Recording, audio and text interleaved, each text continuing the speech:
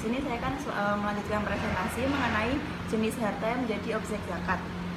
Dibagi menjadi 5. Yang pertama ada zakat nukut, yang kedua ada zakat barang yang diperdagangkan, yang ketiga ada zakat hasil peternakan, yang keempat ada zakat hasil bumi, dan yang terakhir ada zakat hasil barang temuan dan barang tambang.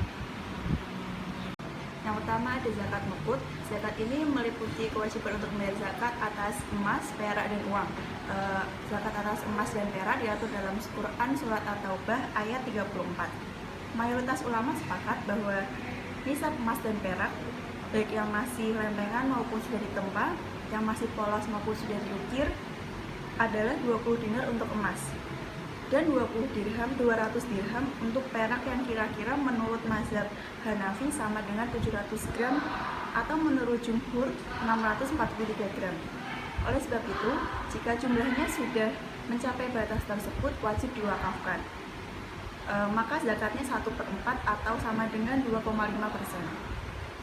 Zakat uang baik giral maupun kartal adalah sama dengan nilai emas.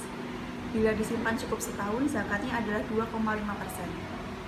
Selanjutnya ada zakat perdagangan atau tijaroh. Zakat ini tidak disyaratkan, namun harus sempurna nisabnya, kecuali pada akhir tahun. Sebab akhir tahun merupakan waktu wajib mengeluarkan zakat, terutama pada zakat perdagangan ini. Kewajiban zakat harta perdagangan terdapat pada firman Allah Quran Surat Al-Baqarah ayat 267.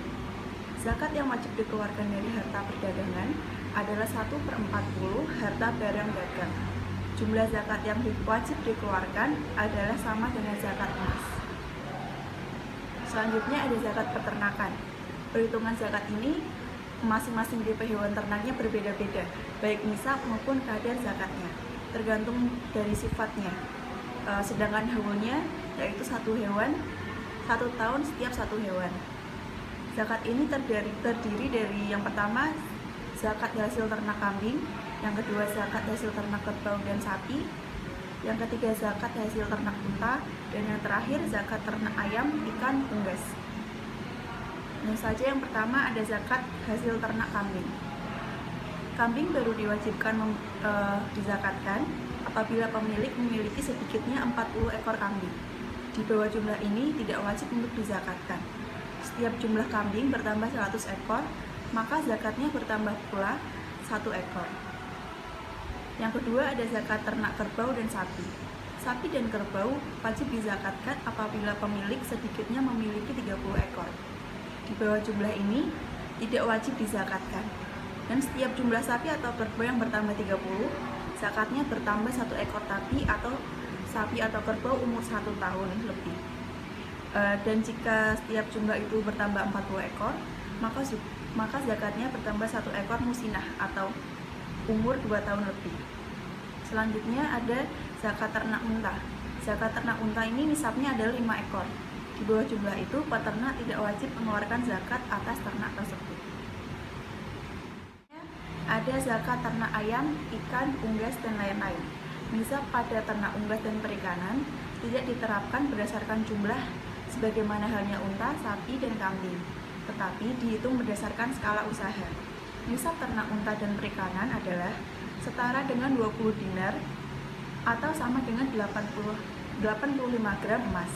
Artinya, apabila seseorang berternak unggas atau perikanan dan pada akhir tahun dia memiliki kekayaan berupa modal kerja dan keuntungan yang lebih besar atau setara dengan 85 gram emas murni, maka ia wajib membayar zakat sebesar 2,5%. Selanjutnya ada zakat hasil bumi. Kewajiban zakat atas hasil bumi secara umum terdapat dalam firman Allah Quran Surat Al-Baqarah ayat 267.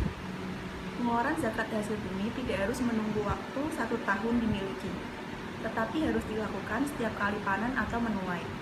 Kadar zakatnya 5% untuk hasil bumi yang diairi atas usaha petani sendiri, dan 10% apabila perairannya dari tada hujan dan tanpa ada usaha dari penanam itu sendiri. Menurut sebagian besar ulama, zakat hasil bumi tidak wajib jika belum mencapai 5 wasak atau 653 kg. Sesudah dibersihkan dari jerami dan kulitnya. Jika belum dibersihkan, maka harus mencapai 10 wasak. Seperti juga berlaku pada padi dengan catatan jika kulitnya memang mencapai separuh sendiri jumlahnya. Dan yang terakhir adalah zakat barang tambang atau ma'din dan barang temuan atau rikas.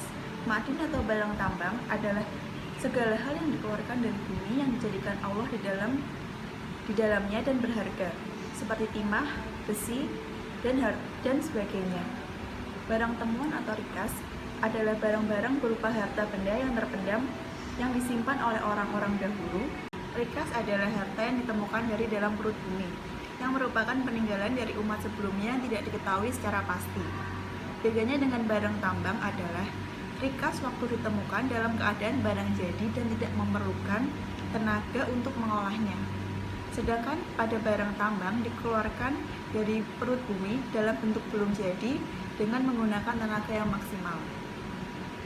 Kadar untuk zakat barang temuan adalah 20%, sedangkan ukuran kadar untuk barang tambang berbeda-beda setiap ulama. Imam Abu Hanifah dan ulama yang sejalan dengannya mengatakan bahwa zakat barang tambang sebesar 1/5 atau 20%. Beliau menyamakan hukum zakat barang tambang dengan hukum zakat rikas. Ulama-ulama yang membedakan ma'din dan rikas diantaranya adalah Imam Ahmad yang berpendapat bahwa besar zakat yang dikeluarkan yaitu 2,5% berdasarkan kias kepada zakat uang. Imam Malik dan Imam Syafi'i juga sependapat dengan pernyataan tersebut. Sebagian ulama fikih membedakannya. Jika hasil yang didapat lebih banyak dibandingkan dengan usaha biayanya, maka wajib dikeluarkan 1/5 atau 20%. Jika hasil yang didapatkan lebih sedikit daripada usaha dan biayanya, maka dikeluarkan 1/40 atau 2,5%. Cukup sekian yang dapat kelompok kami sampaikan mengenai pengertian dan dasar hukum, jenis-jenis serta jenis harta yang menjadi objek zakat. Kurang lebihnya kami mohon maaf. Wassalamualaikum warahmatullahi wabarakatuh.